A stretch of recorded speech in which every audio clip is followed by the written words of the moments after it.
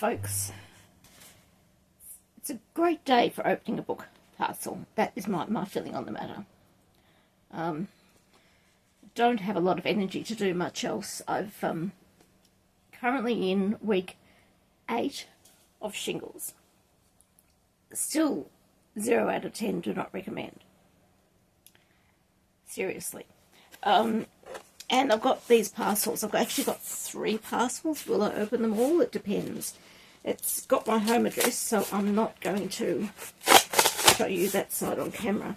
But the interesting thing about this parcel, not just what's in it,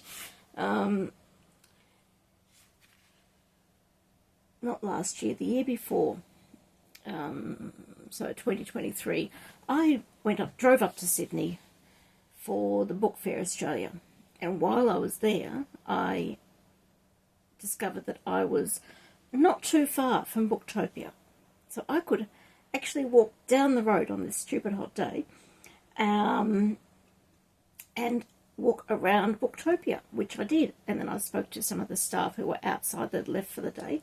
Lovely, lovely people. And so it's really bizarre when I look at this and I see it's coming from the very address that I was at 2 years ago. So, okay, here we go. Book. Oh, very nice, very nice. It's a little book, as you can see. When I say little, it's 140 pages. Now, Andromeda Spaceways magazine has undergone a couple of reformations. I like reformations, the wrong word, but I like it. They used to be, when I first heard of them, they were Andromeda Spaceways In-Flight magazine. And it was fabulous. It still is fabulous. You get these wonderful authors. I don't actually know any of these authors. Maybe Rose West, I'm not certain. They're really great short stories.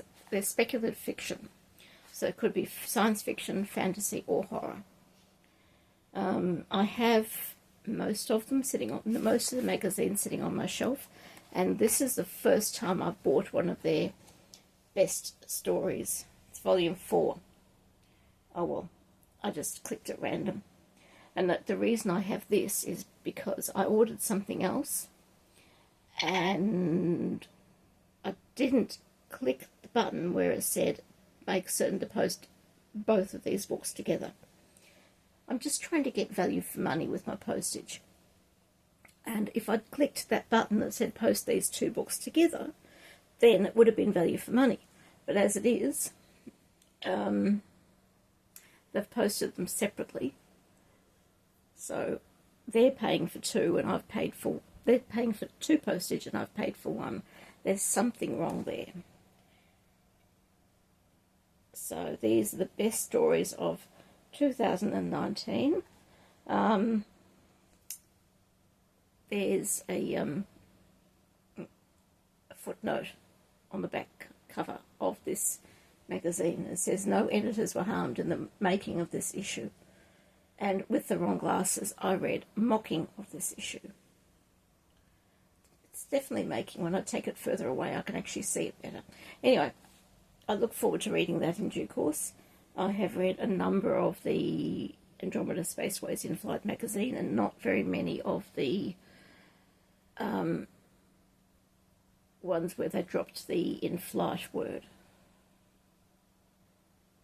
So anyway, that will be a good addition to my to-be-read pile. And that's only 4 minutes. I will open another one. Again, it's got my home address on it, and it comes from the same location. And bearing in mind, that location was a fairly decent warehouse, and all I could do was walk down the driveway and not actually get inside any of the buildings. Anyway, that was exciting. So, this book, I didn't even look at it. I'm not so excited by the colour. It's pink. Anyway, that's more pink than that. That's more red. I don't know what you're seeing. So I saw this on a friend's profile, and I looked at the title, and I went and promptly ordered it, along with whatever other book I ordered at the same time. I don't remember. So I'm hoping this is what I want, because one of the things that bugs me, it troubles me greatly, I've actually written 2 articles on my blog about this, is what to do with some artwork, whether it's physical artwork on the wall, such as, I don't know, one of those lovely pelicans, or that poster that you can see half of, which says Lonely Turtle Travel Agency, Operations Centre.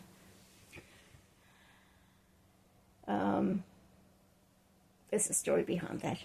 One day I'll tell it to you and show it to you properly, but not today. So when you have an artwork, whether it's a book, any of the other books on my to-be-read pile or elsewhere in the house, of which there are many, many, what do you do when the creative person who's created it is actually a rather horrible person? How does it affect your feeling of their artwork? And I'm hoping to do a talk at the next, maybe not a talk, maybe just a panel. No, I think it's not just. It's quite specific. It's not just a panel. It is either a panel or a talk. So it depends who I can get to join with me. Otherwise, I'll have to do it by myself. I'd prefer a panel.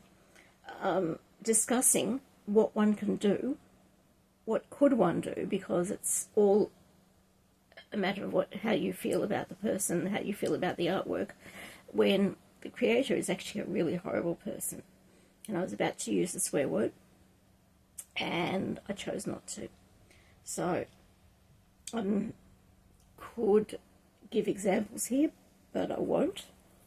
But there's quite a lot that have been in the media in the last few years, and I'm hoping that this book will give me some inspiration. Monsters. What Do We Do with Great Art by Bad People by Claire Dederer.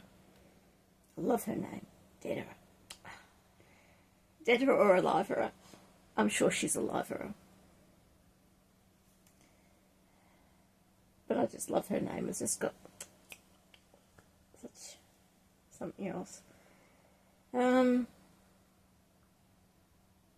anyway, that's that book. And it's not a very long video, so I will open this last one and watch everything fall onto the floor. Yes, everything fell onto the floor. Okay. This one,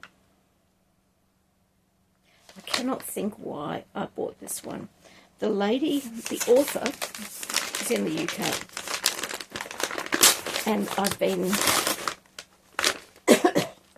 excuse me, I've been reading her, no, not following,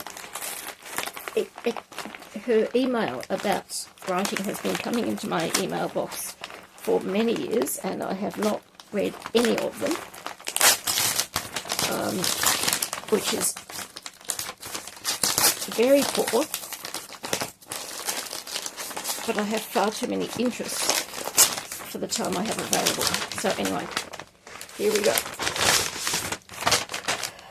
So maybe that's why I bought her book. So Joanne Penn, or J.F. Penn, The Buried and the Drowned short story collection. Fiction short stories. To be buried is to be preserved, to be drowned is to be transformed. I don't like either of those, to be honest.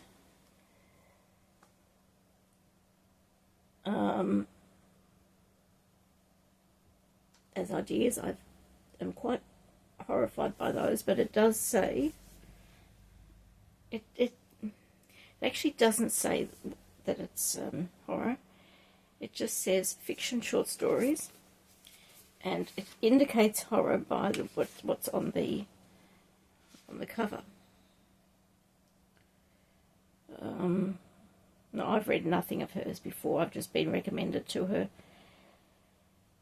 by many people. So we will see.